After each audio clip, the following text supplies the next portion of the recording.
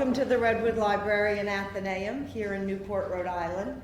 I'm Patricia Pettit, the communications officer here. And this is so wonderful to see human beings back in the library. This is our very first in-person event in over 2.5 years. And what a wonderful occasion to have this wonderful group here with us. And we actually have two audiences here tonight because it's our very first live simulcast. So we have a wonderful audience who are joining us virtually from all over. So welcome to them as well. So it's live from the Redwood for the first time.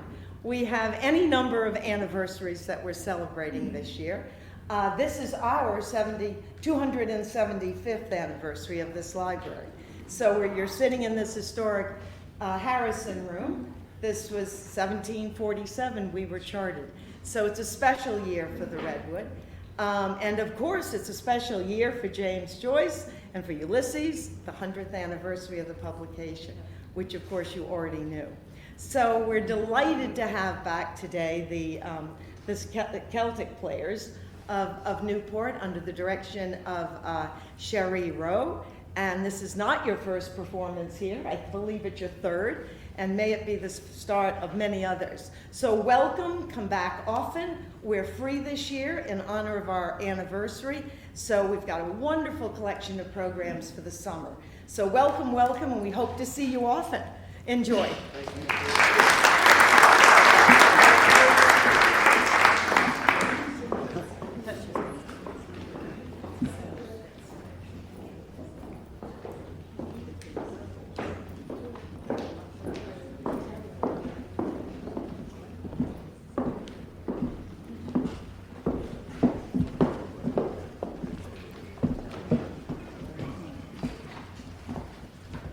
I've been north and I've been south and I've been east and west.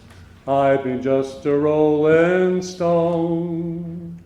Yet there's one place on this earth that I have loved the best. It's just a little town I call my own. For Dublin can be heaven with coffee at 11 and a stroll in Stephen's Green. There's no need to worry, there's no need to hurry, you're a king and the lady is a queen. Grafton Street's a wonderland, there's magic in the air, there's diamonds in the lady's eyes and gold dust in her hair. And if you don't believe me, well, come and meet me there in Dublin on a sunny summer morning. I've been here and I've been there, I've sought the rainbow's end, but no crock of gold I've found. Now I know what come what may, whatever fate may send, here my roots are deep in friendly ground. For Dublin can be heaven, with coffee at 11 and a stroll in Stephen's Green. There's no need to worry, there's no need to hurry, you're a king and the lady is a queen. Grafton Street's a wonderland, there's magic in the air, there's diamonds in the lady's eyes and gold dust in her hair. And if you don't believe me, well, come and meet me there in Dublin on a sunny summer morning. And if you don't believe me, well, come and meet me there in Dublin on a sunny summer morning.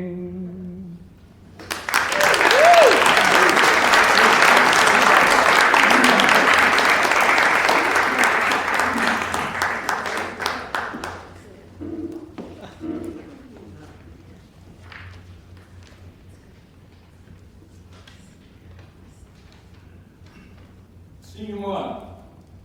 Northallo Tower having breakfast. Stately, plump Buck Mulligan came from the stairhead, bearing a bowl of lather on which a mirror and a razor lay crossed.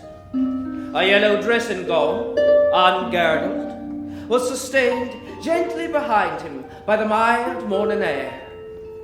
He held the bowl aloft, and in tone, Intuibo ad altare Dei. out it, he peered down the dark winding stairs, and called out coarsely, Come up, Kinch, you fearful Jesuit. solemnly, he came forward and mounted the round gun rest. He faced about and blessed gravely thrice the tower, the surrounding land, and the awakened mountains. Then, catching sight of Stephen Dedalus, he bent towards him and made rapid crosses in the air, gurgling in his throat and shaking his head. Stephen Dedalus, displeased and sleepy, leaned his arms atop the staircase and looked coldly at the shaken, gurgling face that blessed him. That woman is coming up with the milk. The blessings of God, you. Sit down. Pour out the tea. The sugar's in the bag. Here, I can't go fumbling at the damn eggs. He hacked through the fry on the dish and slapped it out on 3 plates, saying, In nomine Patri, Filii, Spiritus Sancti. Haynes sat down to pour out the tea.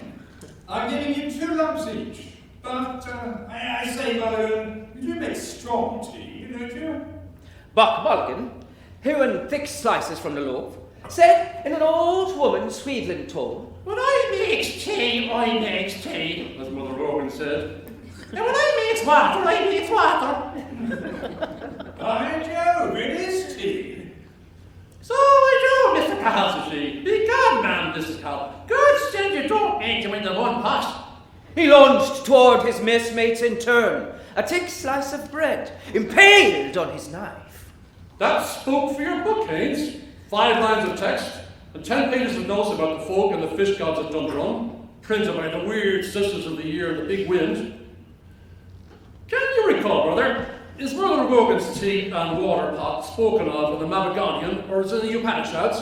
I doubt it. Do you know? Your reasons, pray. I fancy. It did not exist in or out of the Mabinogion.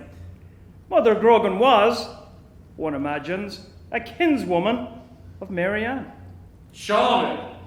Do you think she was? Quite charming. Then, suddenly overclouding all his features, he growled in a wholesome, rasping voice as he hewed again vigorously at the loaf. For old Mary Ann, she doesn't care a damn. We're rising up her petticoats. He crammed his mouth with fry and munched and droned. The doorway was darkened by an entering form. The milk, sir. Come in, man. Get the jug. An old woman came forward and stood by Stephen's elbow. That's a lovely morning, sir. Glory be to God. To whom? To be sure. The islanders speak frequently of the collector of pewtresses. How much, sir? A quart.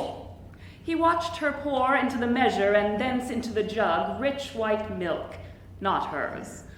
Old shrunken paps. She poured again a measureful and a tilly. Old and secret she had entered from a morning world, maybe a messenger. She praised the goodness of the milk, pouring it out, crouching by a patient cow at daybreak in the lush field, a witch on her toadstool, her wrinkled fingers quick at the squirting dugs.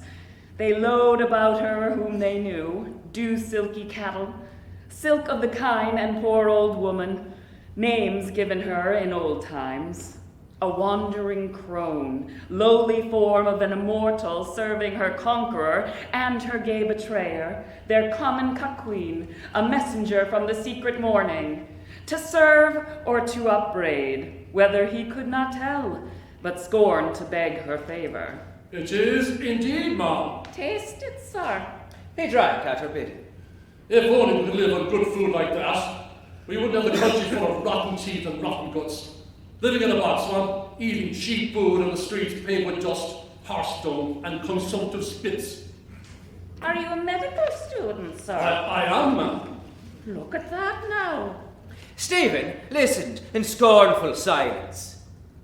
She bows her old head to a voice that speaks to her loudly. Her bone setter, her medicine man. Me, she slights. to the voice that will shrive and oil for the grave all there is of her, but her woman's unclean loins, of man's flesh not in God's likeness, but a serpent's prey. And to the loud voice that now bids her be silent with wandering unsteady eyes. Anya, that's eh? Do you understand what he says? Is it French you're talking, sir? Irish. Is there Gaelic on you? I thought it was Irish by the sound of it. Are you from the West, sir? I am an Englishman. He's English, and you think we ought to speak Irish in Ireland. Sure we ought to, and I'm ashamed I don't speak the language myself. I'm told it's a grand language by them that knows. Grand has no name. Wonderful entirely. Fill us out some more tea, Kinch. Would you like a cup now? No, thank you, sir. Have you your bill? We're gonna pay her, Mulligan, haven't we? Bill, sir. Well, it's 7 mornings a pint, a tuppence is 7 twos is a shilling, and tuppence over, and these 3 mornings a quart at 4pence is 3 quarts is a shilling, and 1 and 2 is 2 and 2, sir. Buck Mulligan sighed, and having filled his mouth with the crust thickly buttered on both sides, stretched forth his legs and began to search his trouser pockets. Hey, Arthur, look pleasant. Stephen filled a 3rd cup, a spoonful of tea, faintly colouring the thick, rich milk. Buck Mulligan brought up a florin, twisted it round in his fingers, and cried, A miracle! Ask nothing more of me, sweet. All I can give, I give. We no chance. Time enough, sir. Time enough. Good morning, sir. She curtsied and went out, followed by Buck Mulligan's tender chat. Heart of my heart, or is more will be made at your feet. Seriously, Douglas, I'm stony. Hurry up now, you school kid, and bring us back some money. Today the bards must drink and junket. Ireland expects that every man this day will do his duty. That reminds me. I have to visit your National Library today. Our swim first. Is this the day for your monthly wash, Kinch? To the unclean bards, makes a point of washing once a month. All Ireland is washed by the Gulf Stream. Scene 2. Mr. Bloom eating and making breakfast for Molly. Mr. Leopold Bloom ate with relish the inner organs of beasts and fowls. He liked thick giblet soup, nutty gizzards, a stuffed roast heart, liver slices fried with crust crumbs, and fried hencock's roes. Most of all, he liked grilled mutton kidneys, which gave to his palate a fine tang of faintly scented urine. Images were in his mind as he moved about the kitchen softly, writing her breakfast things on the humpy tray. Janet lied there in the kitchen, but out of doors, gentle summer morning everywhere. They feel a bit peckish. The coals were reddening. Another slice of bread and butter, 3, 4, right. She didn't like her plate full, right. He turned from the tray and lifted the kettle off the hob and placed it sideways on the fire. It sat there, dull and squat, its spout stuck out. A cup of tea's good, mouth dry. The cat walked stiffly around the leg of the table with tail upon eye. Oh, there you are. The cat mewed in answer and stalked again stiffly round the leg of the table, mewing, just how she stalks over his writing table. Scratch my head. Mr. Bloom watched curiously, kindly, the lithe black form, clean to see, the gloss of her sleek hide, the white button under the butt of her tail, the green, flashing eyes. He bent down to her, his hands on his knees. Milk for the pussons? They call us stupid. They understand what we say better than we understand them. She understands all she wants to. Vindictive, too. Cruel. Her nature. Curious. Mice never squeal. Seems to like it. Wonder what I look like to her. Hide her tower? Nah, she can jump me. Afraid of the chickens, she is. Afraid of the choke-chokes. And a sort of stupid pussons as the pussons. She blinked up out of her avid, shame-closing eyes, mewing plaintively and long, showing him her milk-white teeth. He watched the dark eyes narrowing with greed till her eyes were green stones. Then he went to the dresser, took the jug Hannon's milk had just filled for him, and poured warm bubbled milk on a saucepan, set it slowly on the floor. He watched the bristles shining wirily in the weak light as she tipped 3 times and licked lightly. Wonder, is it true if you clip them they can't map softer? Why? They can shine in the dark, perhaps, the tips, or kind of feelers in the dark, perhaps. He listened to her licking lap. And eggs? No good eggs with this drought. Want pure, fresh water. Thursday. Not a good day either for a mutton kidney at Buckley's. Fried with butter. Shake of pepper. Better a pork kidney at Glugish's. While the kettle is boiling, she lapped slow as I licking the saucer clean. Why are their tongues so rough? To lap better, all porous holes. Nothing she can eat? He glanced around. No. On quietly creaky boots, he went up the staircase to the hall and paused by the bedroom door. She might like something tasty. Thin bread and butter she likes in the morning, but still perhaps once in a way. I'll go round the corner, I'll be back in a minute. You don't want any breakfast? No, she didn't want anything. Scene 3. General palaver at the Dublin pub.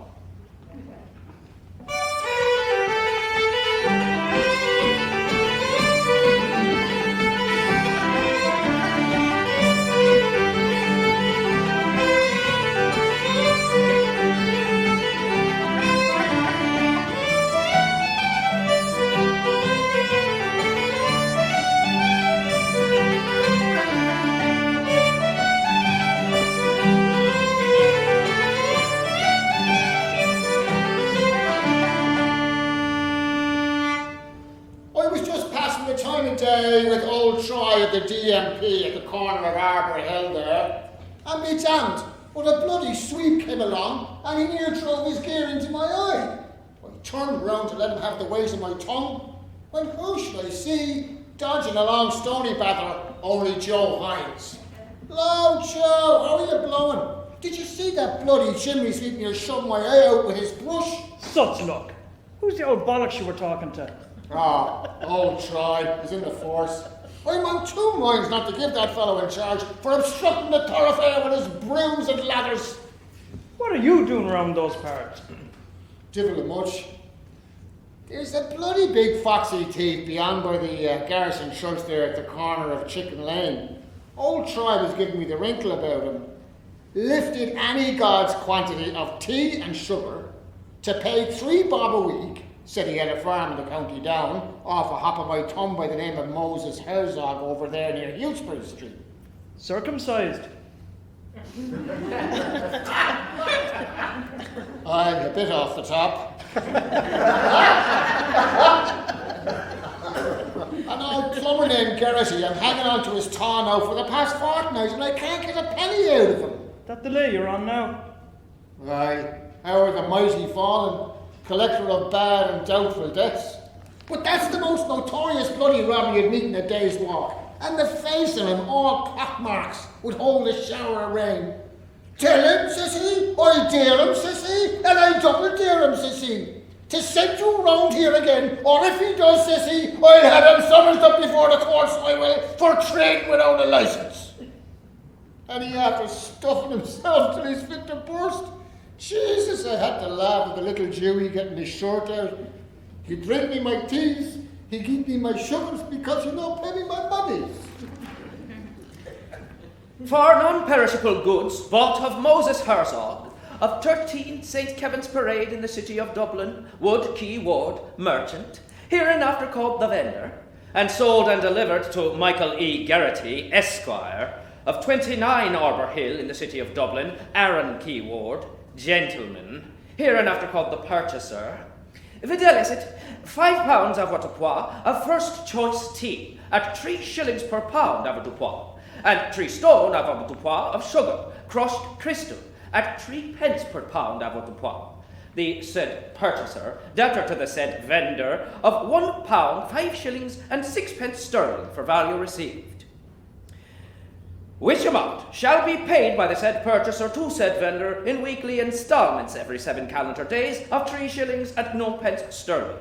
And the said non-perishable goods shall not be pawned or pledged or sold or otherwise alienated by the said purchaser, but shall be and remain and be held to be the sole and exclusive property of the said vendor, to be disposed of at his good will and pleasure, until the said amount shall have been duly paid by the said purchaser to the said vendor, in the manner herein set forth as this day hereby agreed between the said vendor, his heirs, successors, trustees, and assigns of the one part, and the said purchaser, his heirs, successors, trustees, and assigns of the other part. Are you a strict TT? Not taking anything between drinks.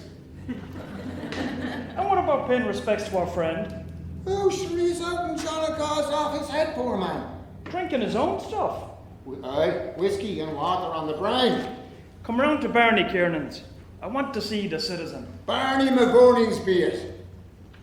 Anything strange or wonderful, Joe? Ah, not a word. I was up at the meeting at the City Arms. What was that, Joe? Cattle traders. You know, about the foot and mouth disease. I want to give the citizen a hard word about it. So we went around by the Linen Hall barracks in the back of the courthouse talking about one thing or another. Decent fella, Joe, when he has it, but sure, like that, he never has it. Jesus, I couldn't get over that bloody foxy Geraghty, the daylight robber, for trading without a licence, says he. In Inishvale the fair there lies a land, the land of holy Micon.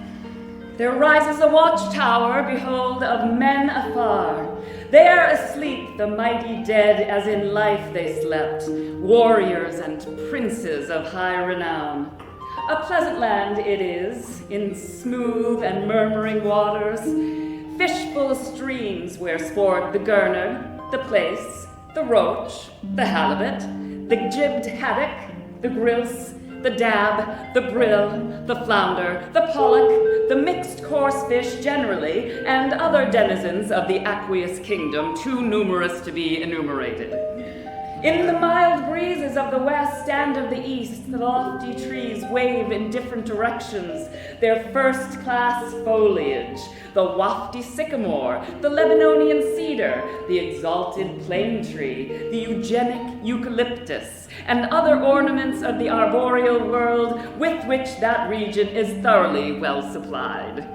Lovely maidens sit in close proximity to the roots of the lovely trees, singing the most lovely songs, while they play with all kinds of lovely objects, as for example, golden ingots, silvery fishes, crams of herrings, draughts of eels, codlings, creels of fingerlings, purple sea gems, and playful insects.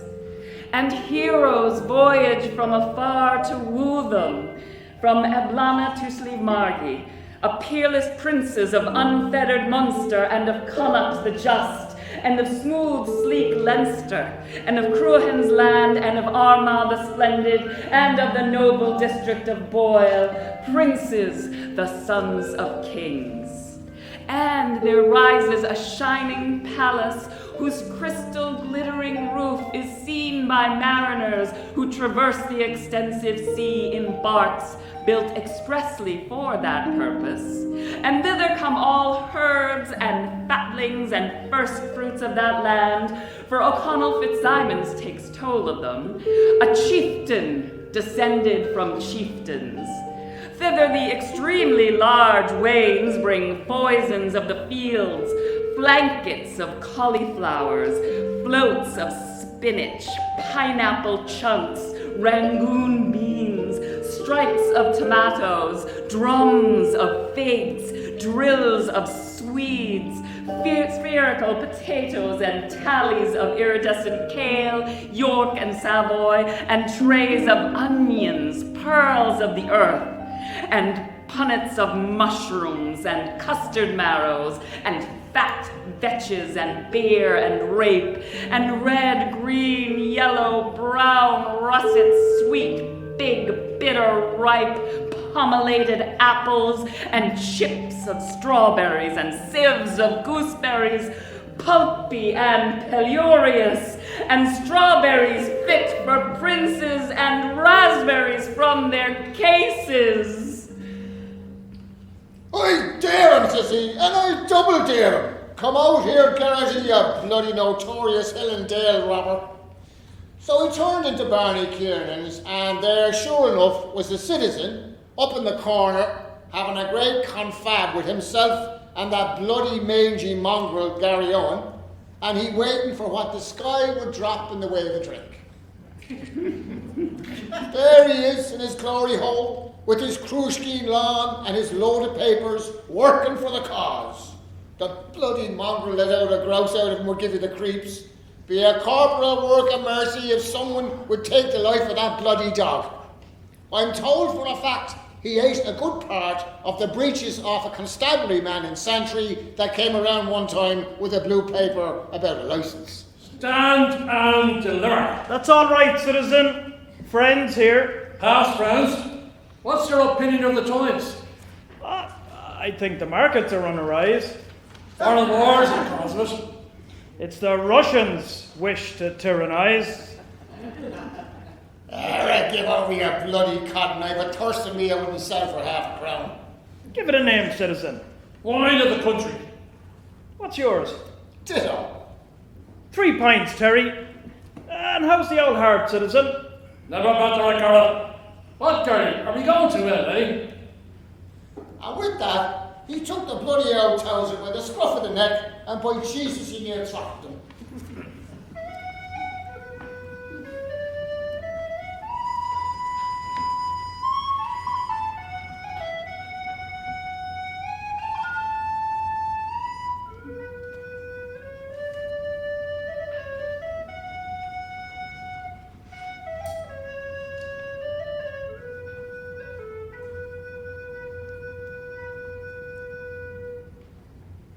To figure, seated on a large boulder at the foot of a round tower, was that of a broad-shouldered, deep-chested, strong-limbed, frank-eyed, red-haired, freely freckled, shaggy-bearded, wide-mouthed, long-nosed, deep-voiced, bare-kneed, brawny-handed, hairy-legged, ruddy-faced, sinewy-armed hero.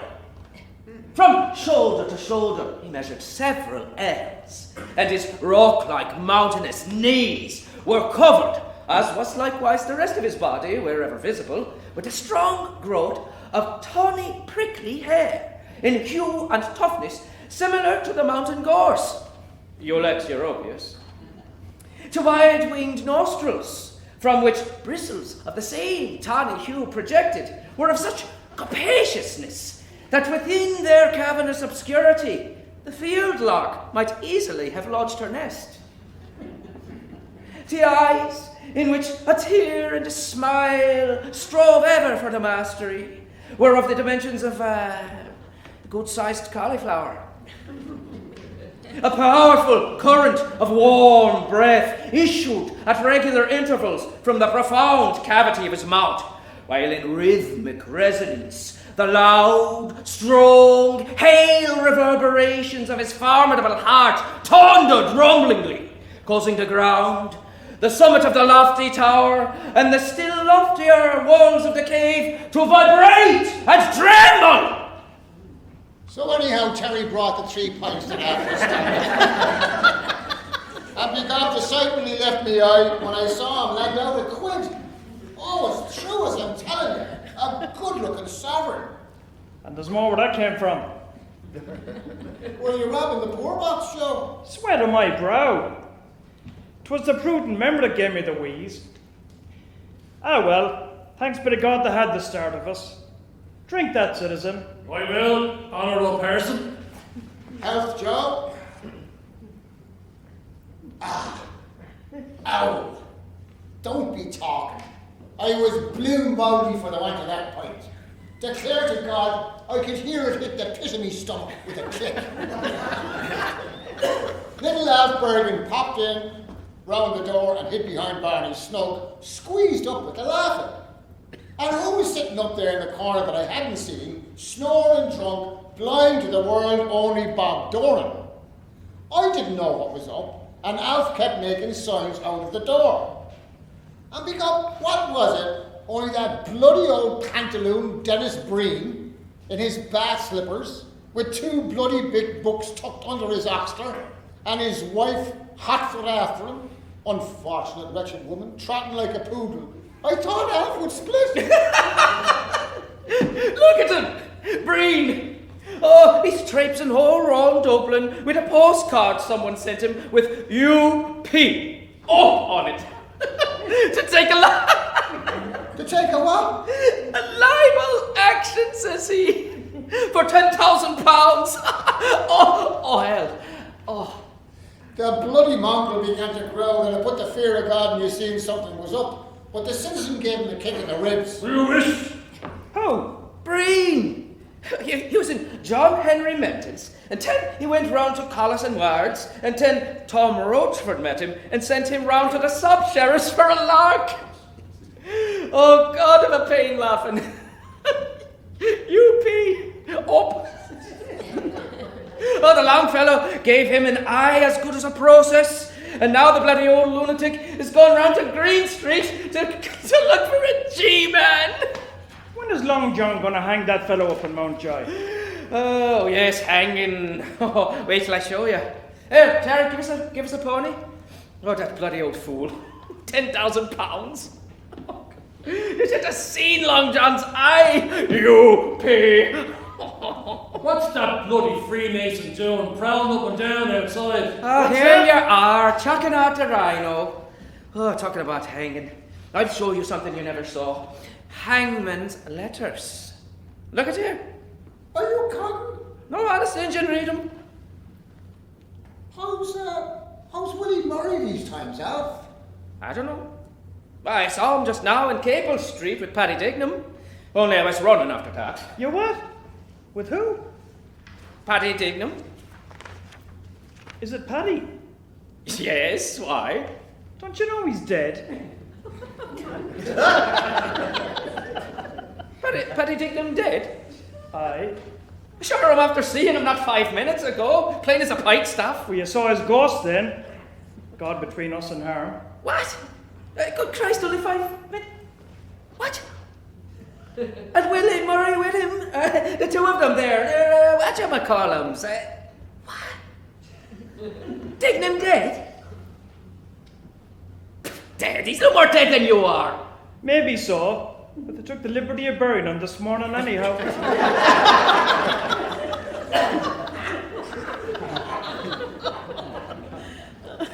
Paddy?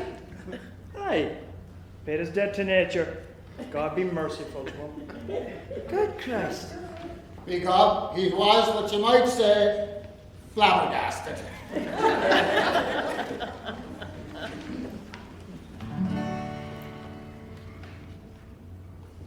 Scene 4. Bloom joins the men in the pub. The conversation continues. Once in the dear dead days beyond recall, when in the world the mist began to fall, out of the dreams that rose in happy throng, low to our hearts love sang an old sweet song. And in the dusk where fell the firelight gleam, softly it wove itself into our dream.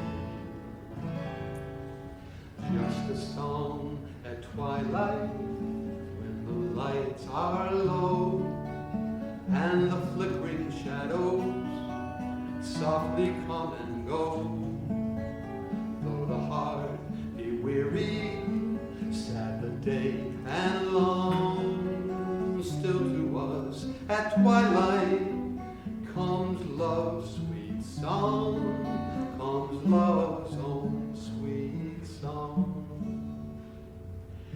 Even today we hear love's song of yore. Deep in our hearts it dwells forevermore. Footsteps may falter, weary grow the way, still we can hear it at the close of day.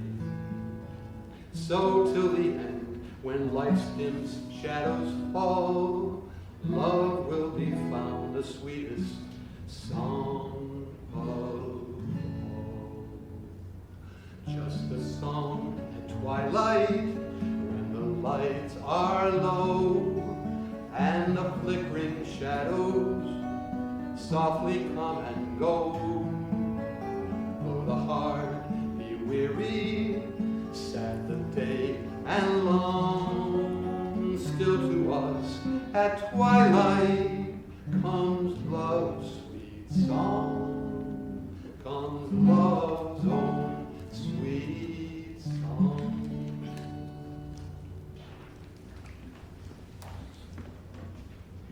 Show us out with a drink. Which is which? That's mine, as the devil said to the dead policeman. I belong to a race too, that is hated and persecuted, also now, this very moment, this very instant. God, you near burnt his fingers with the butt of his own cigar. Robbed, plundered, insulted, persecuted, taking what belongs to us by right. At this very moment being sold by auction in Morocco as slaves or cattle. Are you talking about the New Jerusalem? I'm talking about injustice. Right. Stand up to it then, with force like men. That's an almanac picture for you. Mark for a soft-nosed bullet. Old Lardy face standing up to the business end of a gun. God, he'd adorn a sweeping brush, so he would, if he only had a nurse's apron on him. And then he collapses all of a sudden, twisting around all the opposite, as limp as a wet rag. But it's no use. Force, hatred, history, all that. That's not life for men and women. Insult and hatred, and everybody knows that is the very opposite of that is really life. What? Love, I mean, the opposite of hatred. I must go now.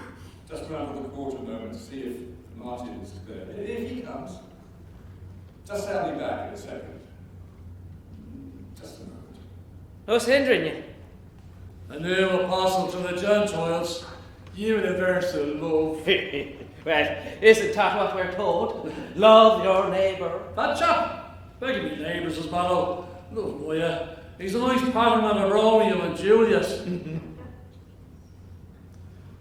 Love loves to love love. Nurse loves the new chemist. Constable 14A loves Mary Kelly. Gertie McDowell loves the boy that has the bicycle. MB loves a fair gentleman. Lee Chi-Han lovey up kissy chapu chow. Jumbo the elephant loves Alice the elephant. Oh, Mr. Fairchild with the trumpet ear loves old Mrs. Fairchild with the turned in eye. The man in the brown mackintosh loves the lady who's dead. His Majesty the King loves the Majesty the Queen. Mrs. Norman W. Tupper loves Officer Taylor. You love a certain person, and this person loves that other person, because everybody loves somebody. But God loves everybody. Well, Joe, you're very good hand and song. More power, citizen. Hurrah there. The best of the God, Mary and Patrick on you. We know those cantors preaching and picking your pockets. What about the sanctimonious Cromwell and his orange slides that put the women and children of God to the sword with the Bible text, God is love, pacing around the mouth of his cannon?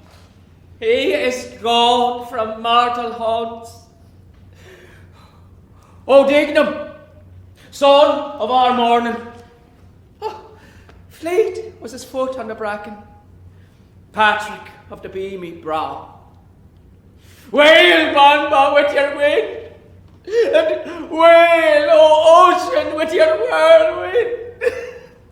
There he is again. Who? Bloom! He's on point to you the up and down there for the last 10 minutes. And the guy that saw his Spizzock do a peep and then sent her off again.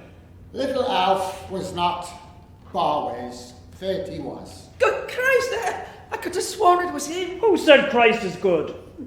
I beg your parsnips? Is that a good Christ to take away poor little Willie Dignam? Well, trying to pass it off.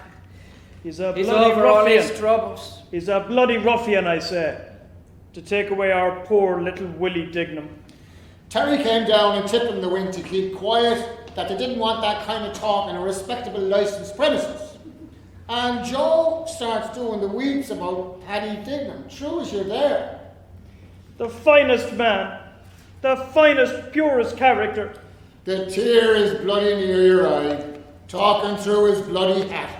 Be fitter for him to go home to the little sleepwalking bitch he married, Mooney, the bum bailiff's daughter. Mother kept a kip in Hardwick Street. They used to be stravaging about the landings, Bantam Lyons told me. That was stopping there at 2 a.m. without a stitch on her, exposing her person, open to all comers, fair field and no favour. The noblest, the truest. And he's gone, poor little Willie. Poor little Willie Dignam. And mournful and with a heavy heart he bewept the extinction of that beam of heaven. Old Gary Owen started growling again at Bloom that was skeezing around the door. Come on, he won't eat you. So Bloom slopes in with his cod's eye on the dog, and he asked Terry was Martin Cunningham there.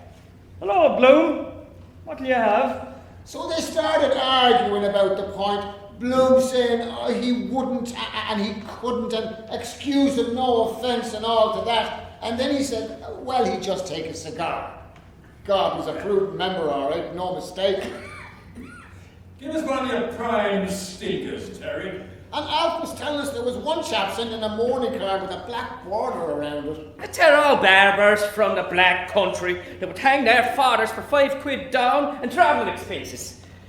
Oh, and he's telling us there's 2 fellows waiting below to pull his heels down when he gets the drop and choke him properly. And then they chop up the rope, and after they sell the bits for a few bob a scalp. Oof, in the dark land they bide, the vengeful knights of the razor. Their deadly coil they grasp. Yea, and therein they lead to Erebus whatsoever white hath done a deed of blood. For I will on no wise suffer it, so saith the Lord. So they started talking about capital punishment. And of course, Bloom comes out with the why and the wherefore and all the codology of the business, and the old dog smelling him all the time. I'm told these Jewies have a sort of queer odour coming off of them for dogs, about I don't know what. all deterrent effect and so forth and so on. There's one thing it hasn't a deterrent effect on. What's that? The poor bugger's told it's being hanged. That's so. Oh, God's truth. I heard that from the head warder that was in Kilmainham when they hanged Joe Brady, the Invincible. He told me when they cut him down after the drop, it was standing up in their faces like a poker. Ah, ruling passion strong in death, as someone said. That can be explained by science. It's only a natural phenomenon. Don't you see, because on the account of the... And then he starts with his jawbreakers about phenomenon and science and this phenomenon and the other phenomenon. The distinguished scientist, Herr Professor Leopold Blumenfeld, tendered medical evidence to the effect that the instantaneous fracture of the cervical vertebrae and consequent scission of the spinal cord would, according to the best approved tradition of medical science, be calculated to inevitably produce in the human subject a violent ganglionic stimulus of the nerve centers of the genital apparatus, thereby causing the elastic pores of the corpora cavernosa to rapidly dilate in such a way as to instantaneously facilitate the flow of blood to that part of the human anatomy known as the penis or male organ, resulting in the phenomenon, which has been denominated by the faculty a morbid upwards and outwards philoprogenitive erection in articulo mortis per diminutionem capitis.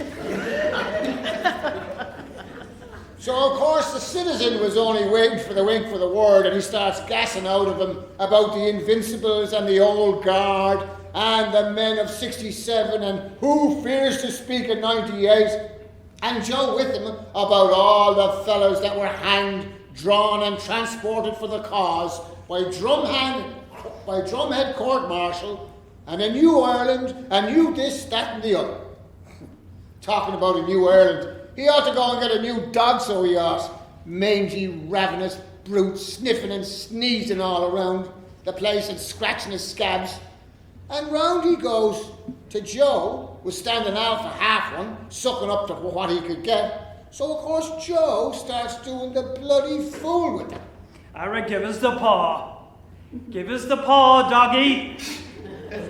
Good old doggy, give the paw here. Give us the paw. Ara, bloody end to the paw, he pawed Alf, trying to keep him from tumbling off the bloody stool atop of the bloody old dog. And he talking all kinds of drivel about training by kindness and thoroughbred dog and intelligent dog. Give you the bloody pip. Then he starts scraping a few bits of old biscuit out of the bottom of a Jacob's tinny he told Terry to bring. God, he got it down like old boots and his tongue hanging out of him a yard long for more. Near ate the tin and all. Hungry bloody mongrel. And the citizen and Bloom having an argument about the point. The brothers Shear and Wolf Tone beyond an Arbor Hill and Robert Emmett and Die for Your Country. The Tommy Moore touch about Sarah Curran and she's far from the land. And Bloom, of course, with his knock-me-down cigar, putting on swank with his lardy face. Phenomenon. The fat heap he married is a phenomenon, with a back on her like a ball alley. The time they were stepping up in the City Arms, Bishop Burke told me, there was an old one there with a cracked Lutheramom of a nephew, and Bloom trying to get the soft side of her doing the mollycoddle playing bezique to come in for a bit of the wampum in her will, and not eating meat on a Friday because the old one was always thumping her craw and taking the lout out for a walk. And one time, he led in the rounds of Dublin, and by the holy farmer, he never cried crack till he brought him home as drunk as a boiled owl and said he did it to teach him the evils of alcohol. And by heavens, if the three women didn't near roast him. It's a queer story. The old one, Bloom's wife and Mrs. O'Dowd that kept the hotel.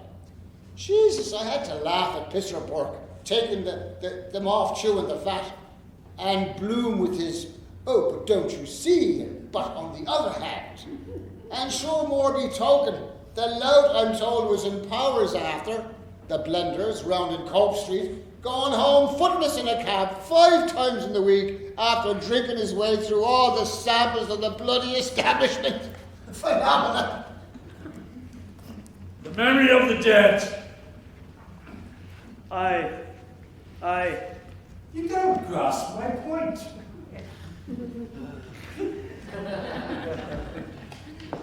I don't care what anybody says. It'd be much better for the world to be governed by the women in it. You wouldn't see women going and killing one another and slaughtering. When do you ever see women rolling around drunk like they do, or gambling every penny they have and losing it on horses? Yes, because a woman, whatever she does, she knows where to stop. Sure, they wouldn't be in the world at all only for us.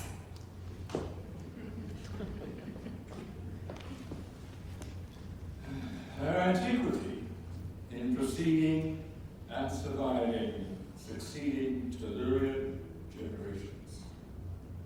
Her nocturnal predominance, her Saturn's dependence, her luminary reflection, her constancy under all her phases, rising and setting by her appointed times, waxing and waning, the forced invariability of her aspect, her indeterminate response to inaffirmative interrogation, her potency over effluent and refluent waters, her power to enamor, to mortify, to invest with beauty, to render insane,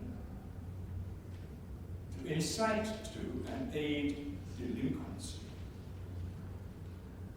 The tranquil inscrutability of her visage, the terribility of the isolated, dominant, resplendent propinquity. Her omens of tempest and calm, the stimulation of her light, her motion and her presence, the admonition of her crater, her arid seas, her silence, her splendor when visible, her attraction when invisible.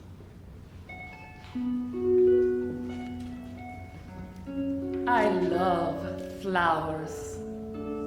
I'd love to have the whole place swimming in roses. God of heaven, there's nothing like nature. The wild mountains, then the sea and the waves rushing, then the beautiful country with the fields of oats and wheat and all kinds of things, and all the fine cattle going about. That would do your heart good to see. Rivers and lakes and flowers, all sorts of shapes and smells and colors springing up even out of the ditches. Primroses and violets. Nature it is. As for them saying there's no God, I wouldn't give a snap of my 2 fingers for all their learning. Why don't they go and create something? I often asked him. Atheists, or whatever they call themselves. Go and wash the cobbles off themselves first, and then they go howling for the priest and they dying. And why? Why? Because they're afraid of hell on account of their bad conscience, yes. I know them well. Who was the first person in the universe before there was anybody that made it all? Huh? Who? Ah, that they don't know. Neither do I. So there you have it. They might as well try to stop the sun from rising. The sun shines for you, he said, the day we were lying among the rhododendrons on Hoath Head. In the grey tweed suit and his straw hat, the day I got him to propose to me. Yes. First, I gave him the bit of seed cake out of my mouth. And it was a leap year, like now, yes. 16 years ago. My God. After that long kiss, I nearly lost my breath. Yes. He said I was a flower of the mountain. Yes. So we are flowers of the mountain, all a woman's body, yes. That was one true thing, he said, in his life. And the sun shines for you today. Yes. That was why I liked him. Because I saw he understood or felt what a woman is. And I knew I could always get round him. And I gave him all the pleasure I could, leading him on until he asked me to say yes. And I wouldn't answer first, only looked out over the sea and the sky, and I was thinking of so many things he didn't know about, of Mulvey, and Mr. Stanhope, and Hester, and Father, and old Captain Groves, and the sailors, playing All Birds Fly, and I say stoop, and washing up dishes, they called it, at the pier, and the sentry in front of the governor's house with the thing round his white helmet, poor devil, half roasted, and the Spanish girls laughing in their shawls and their tall combs, and the auctions in the morning, the Greeks and the Jews and the Arabs and the devil knows who else from all the ends of Europe and Duke Street. And the fowl market, all clucking outside Larby Sharon's, and the poor donkeys slipping, half asleep, and the vague fellas in the cloaks, asleep in the shade of the steps, and the big wheels of the carts of the bulls, and the old castle, thousands of years old. Yes, and those handsome Moors, all in white, and turbans like kings, asking you to sit in their little bit of a shop. And Rhonda, with the old windows of the posadas, two glancing eyes, a lattice hid for her lover to kiss, the iron and the wine shops half open at night, and the castanets. And the night we missed the boat at Algeciras, the watchman going about serene with his lamp, and oh, that awful deep down torrent. Oh, and the sea crimson sometimes like fire, and the glorious sunsets, and the fig trees in the Alameda Gardens, yes, and all the queer little streets, and the pink and blue and yellow houses, and the rose gardens, and the jessamine, and geraniums, and cactuses, and Gibraltar as a girl, where I was a flower of the mountain. Yes. When I put the rose in my hair, like the Andalusian girls used, or shall I wear a red? Yes, and how he kissed me under the Moorish wall, and I thought, well, as well him as another. And then I asked him with my eyes to ask again, yes. And then he asked me, would I say yes, to say yes, my mountain flower? And first I put my arms around him, yes, and drew him down to me so he could feel my breasts all perfume, yes, and his heart was going like mad. And yes, I said, yes, I will. Yes.